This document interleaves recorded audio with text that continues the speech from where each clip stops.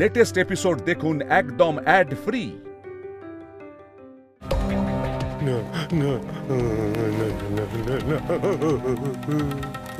তোকে আমি মারিও ভাবে, যেভাবে তুই আমাকে মারতে চেয়েছিলি, আমার বাবা মাকে মেরেছিলি।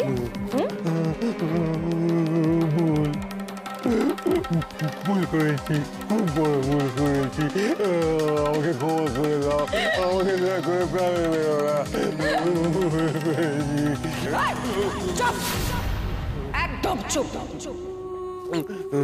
ভুল আমার বাবা মার সাথে হয়েছে, ভুল আমার দিদির সাথে হয়েছে, আমার হাজবেন্ডের সাথে ভুল হয়েছে, যে কোনোভাবে ইনভলভ ছিল না। তারা এখনো দিন রাত কষ্ট পাচ্ছে আমার দিদি।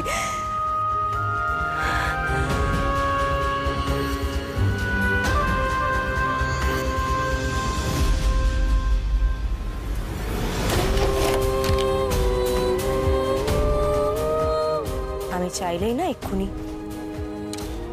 একটা গুলিতে তোকে উড়িয়ে দিতে পারি। না না না,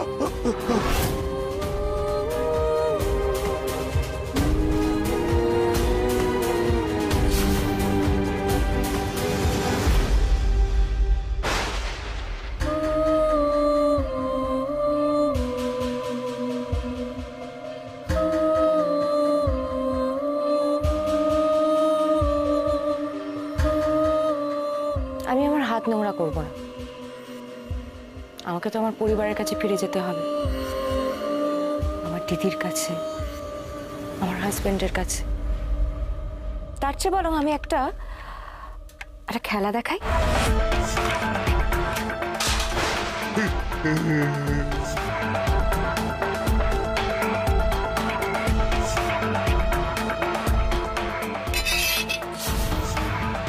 ছুরির খেলা। অর্জুনকে মনে আছে? না না, মহাভারতের নয়, জয় বাবা ফেলুনাথ, দ্য নাইফ থ্রোয়ার। ঠিক ওই রকমই একটা খেলা দেখাবো। রেডি তো? না না না না না, খুব ভালো লাগবে, দেখুন খুব ভালো লাগবে। না না, তুমি কি করছো? আমি কিন্তু কোনো লাভ নেই।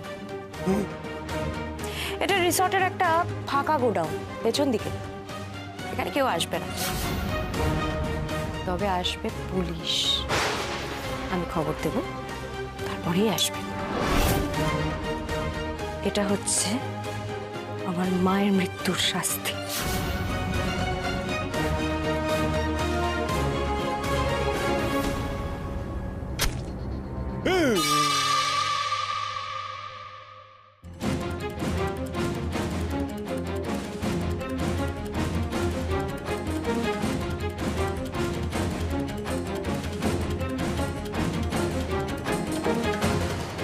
এটা আমার বাবার মৃত্যুর বদলা।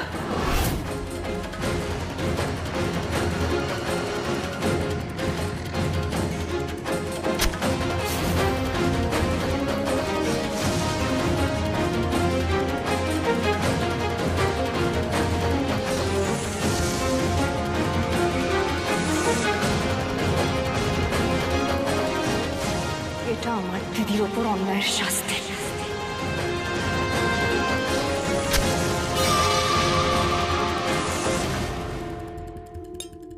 আর এটা আমার ওপর।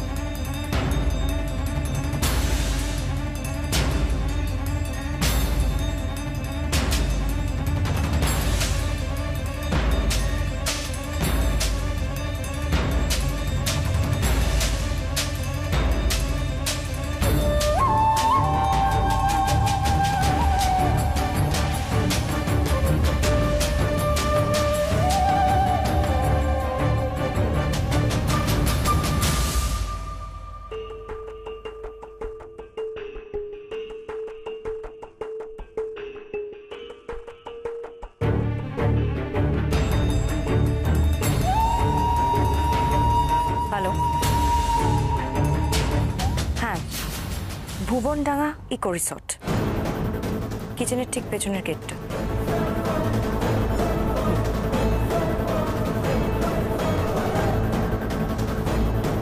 বারো বছরের পাপ, আজ তো শাস্তি পাওয়ার পালা।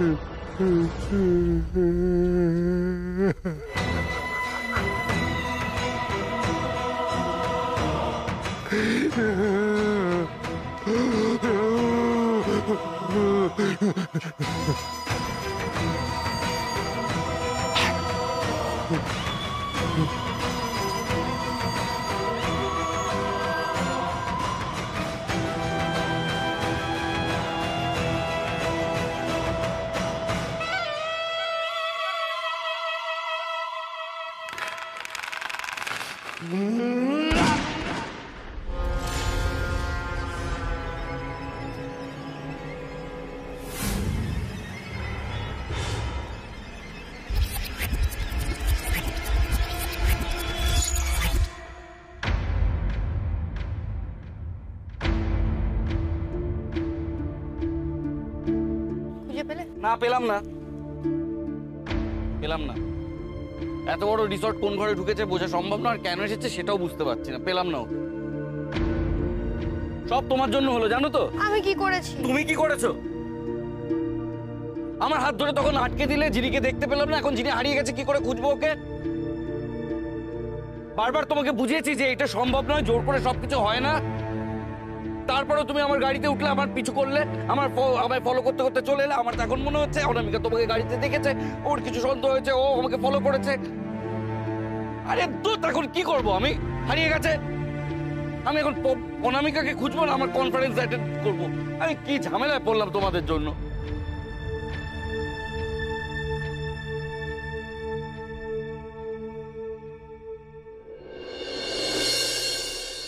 গহন কুসুম কুঞ্জ মাঝে মৃদুল মধুর বंसी বাজে বিসরি ত্রাস লোক লাজে সজনিয়া আলো গহন কুসুম কুঞ্জ মাঝে।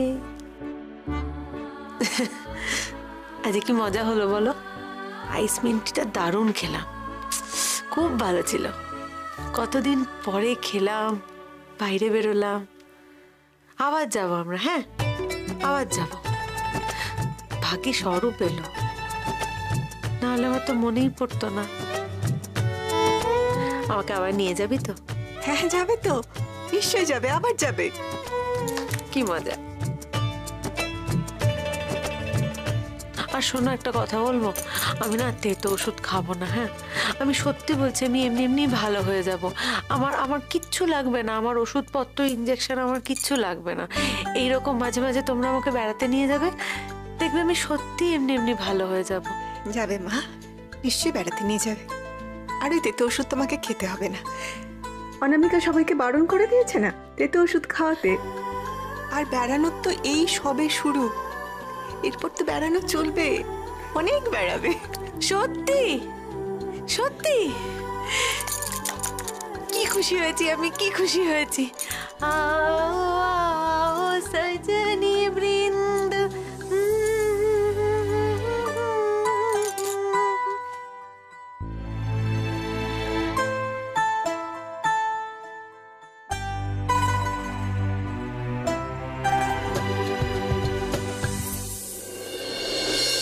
কি যে ভালো লাগছে আজকে দিদিভাইকে এভাবে দেখে।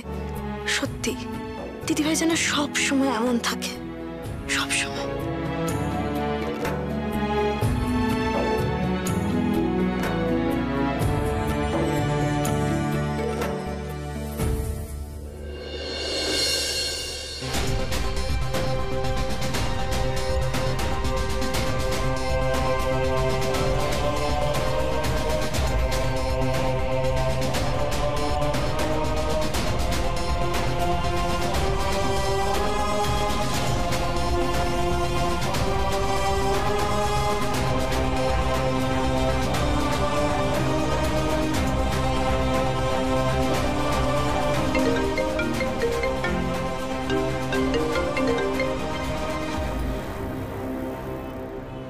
হ্যালো।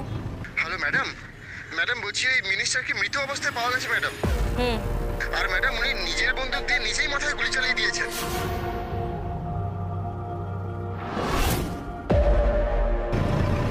আমি পেরেছি বাবা, মা, আমি পেরেছি। যারা তোমাদের সাথে অন্যায় করেছিল, তোমাদের কষ্ট দিয়েছিল, তারা একটু একটু করে সেটা ফেরত পাচ্ছে।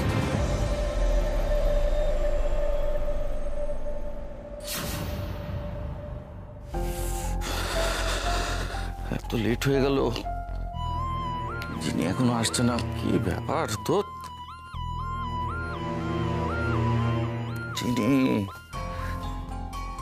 এই তো। কিরে, তুই হঠাৎ ওভাবে হারিয়ে গেলি কেন? আর তুই যে ভুবনডাঙ্গা রিসর্টে যাবি, আমাকে বলবি না একবার? আমি জানতাম না বিক্রম, তোর পরে আমাকে যে ভুবনডাঙ্গা রিসর্টে যেতে হবে। মানে আমি জানতাম না ওইখানে ওই প্রভাবশালী ব্যক্তি, ওই মন্ত্রী মশাই আছেন। তারপর এই জিনি, কি হয়েছে? এরকম করছিস কেন? শান্ত হ। কি হয়েছে আমাকে স্পষ্ট করে বলবি না?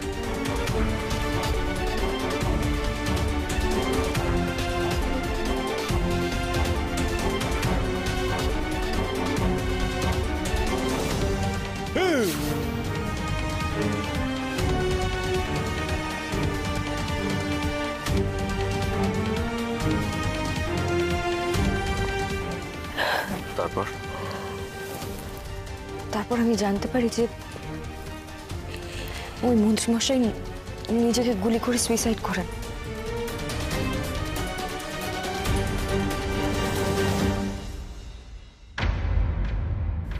ঠিক হয়েছে, বেশ হয়েছে। পাপ করলে তার ফল তো ভোগ করতে হবে, বল। এবার আরো যারা যারা অন্যায় করেছে তারা সবাই শাস্তি পাবে। আমি তোর পাশে ছিলাম, আছি, থাকবো। হতে পারে যারা শাস্তি পেয়েছে আমার, তারা কেউ মা আর তারা কেউ অন্য কিছু, কিন্তু আমার চিনিকে যারা কষ্ট দিয়েছে তারা শাস্তি পাবে। আমার চিনি যে কান্না, যে আগুন এতদিন নিজের মধ্যে গিলে রেখেছিল, সে সেখান থেকে নিষ্কৃতি পাবে। চিনি আবার আগের মতন হয়ে যাবে, আমার চিনি। বিক্রম, অনেক বড় বোঝা আমার মাথা থেকে নামলো, জানিস তো? আমার যে কি শান্তি লাগছে এখন। বুঝতে পারছি।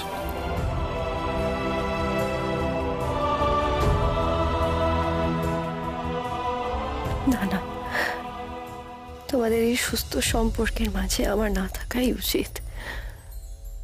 আমি যে কি করছিলাম। সুপ্রিয়া কোথায় যাচ্ছ? না, আমায় পুড়িয়ে মেরে ফেলবে। আমি কোথায়? কে পোড়াবে? কোথায় যাবো? এক মিনিট দাঁড়াতো।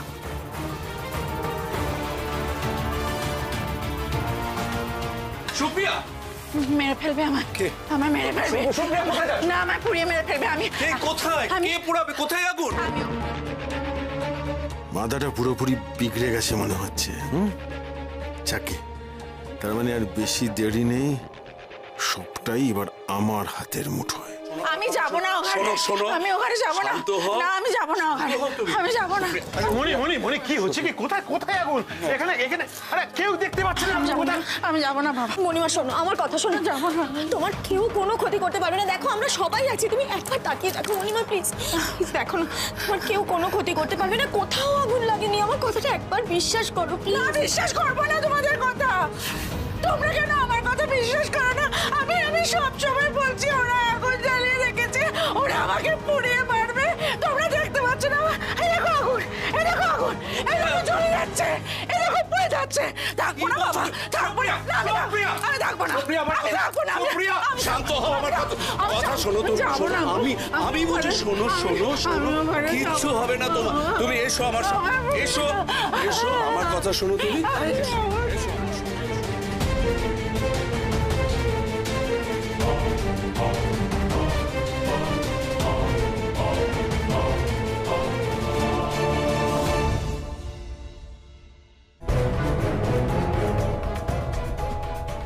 কেউ যেন এ ঘরের দরজা না খোলে। ওকে এইভাবে রাখা ছাড়া বাঁচাতে পারবো না। তুমি মাঝে মাঝে এসে জল খাবার দিয়ে যাবে, তারপর দেখি কি হয়। যাও তুমি।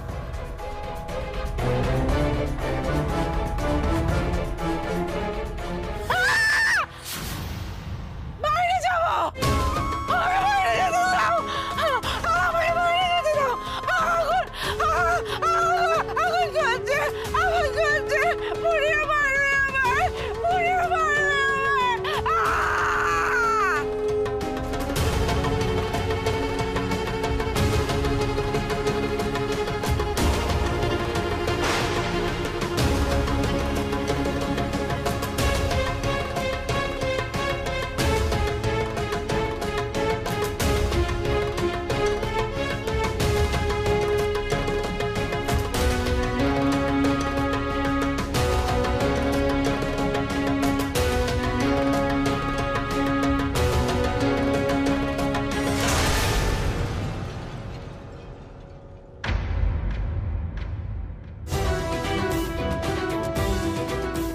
একেই মনে হয় বলে কর্মফল।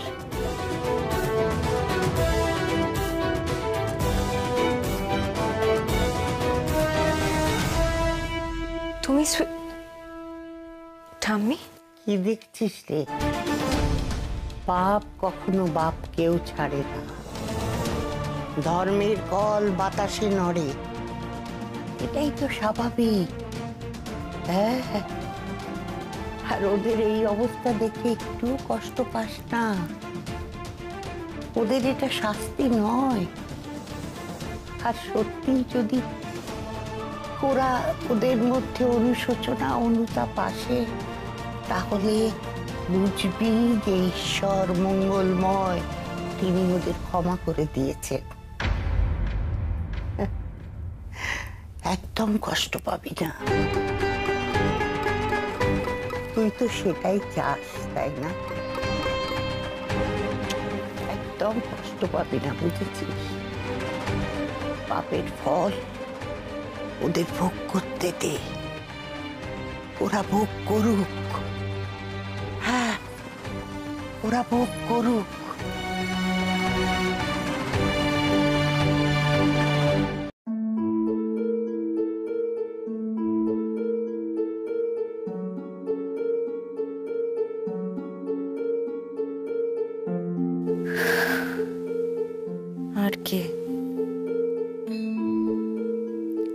আর কে জড়িয়ে আছে এই পাপের সাথে? কে বাকি আছে আর? কি বলছো কি তুমি? এটা কি করে সম্ভব?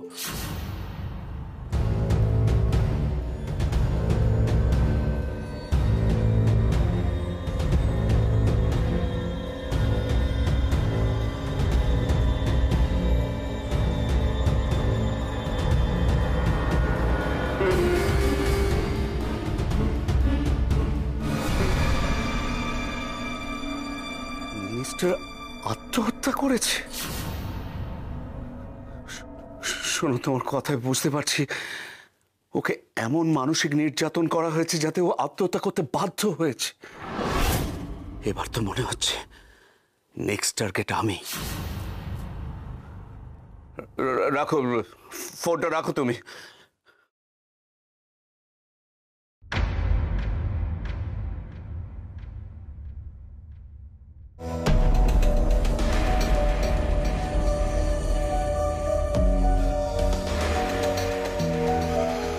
এবার ওই বিভূতি দস্তিদারের পালা। এবার আমাকে জানতে হবে 12 বছর আগে ওই ঘটনায় বিভূতি দস্তিদারের কি ভূমিকা ছিল। আদৌ কি উনি দোষী নাকি বিক্রমের মতো অন্ধকারে ছিলেন?